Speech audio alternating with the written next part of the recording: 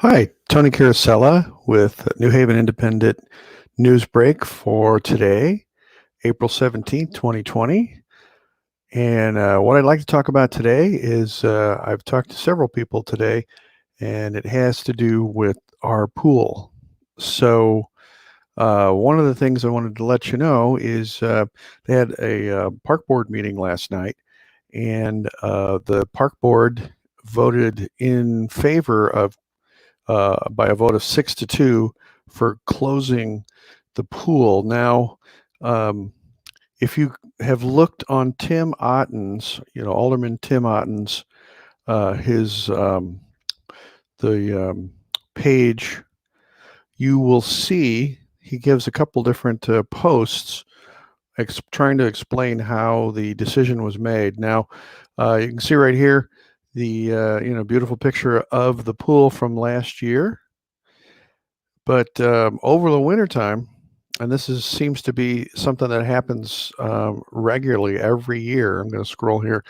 You can see the condition of the pool. So what I have found from talking to Phil McKernan is that every year there's about $20,000 worth of maintenance that's usually done on the pool itself. You can see right here, lots of patching needs to be done, and of course, lots of painting. And so Phil had mentioned that what normally happens is every year they put a Band-Aid, essentially, of paint and basically fixing with the concrete.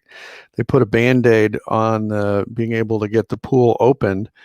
And so they have basically um, a budget, an operating budget of about $50,000 for basically the maintenance of the pool, and then also for hiring the pool manager and the lifeguards and everything. And so, what they're planning on doing, since everything seems to be pretty tenuous in terms of trying to figure out what to do with the social distancing, because it seems to be that even once we go into phase one of coming back online with businesses and these public places, that there will still probably be some social distancing maintained. And so I noticed a comment down here. Let's see, from Cassandra.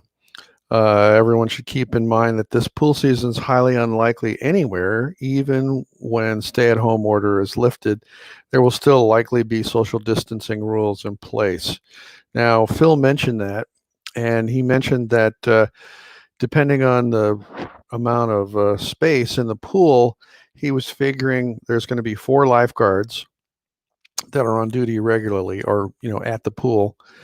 And those 4 lifeguards would count as 4 people.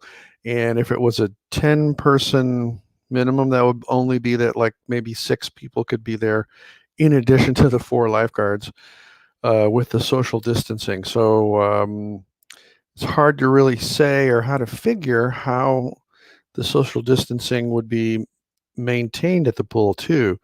Um, so with that being said, that what the park board is looking at is they're going to put out an RFQ, and meaning the request for qualifications, and the time that they would normally have spent by operating the pool.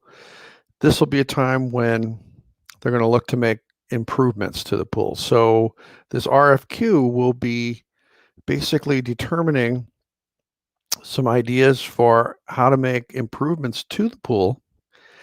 Maybe some things like you can see in this one picture right here, there's a rock climbing wall. There's also essentially for the little kids part of the pool, some pools have done a thing where they gradually go in from just a few inches and go to a deeper section. So you have different options, and those are the things that the city's going to explore. And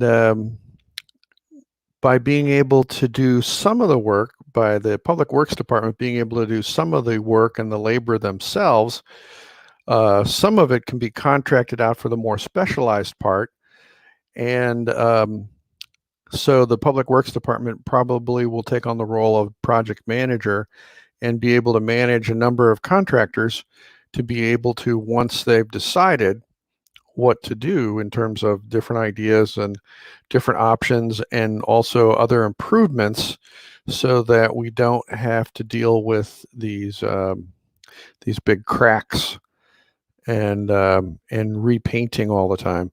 So there will be different construction techniques that will allow for the pool to be a much easier transition from year to year, so that we don't have these big issues that need to be addressed pretty dramatically. So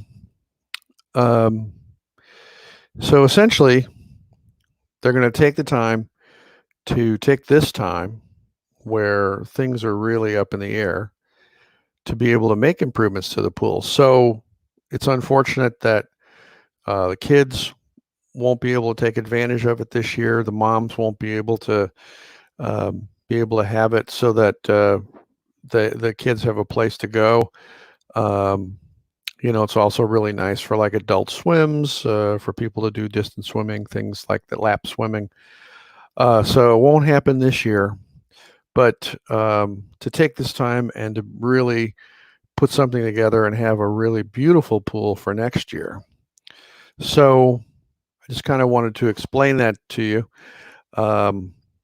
because it was not an easy decision, but it's certainly something that the park board has been looking at, and with everything the way it is, this is how they'll be working with over the course of the summer to make those improvements, so that we have something really nice for next year. So I hope that helps explain a little something. If you want to see a few more details about this, and of course I'll have a little write-up in the paper too with a few more details, and I will probably also have the RFQ, the request for qualifications. I'll probably have that listed in the paper also, in case you would like to see what those might be. So check that out in the paper.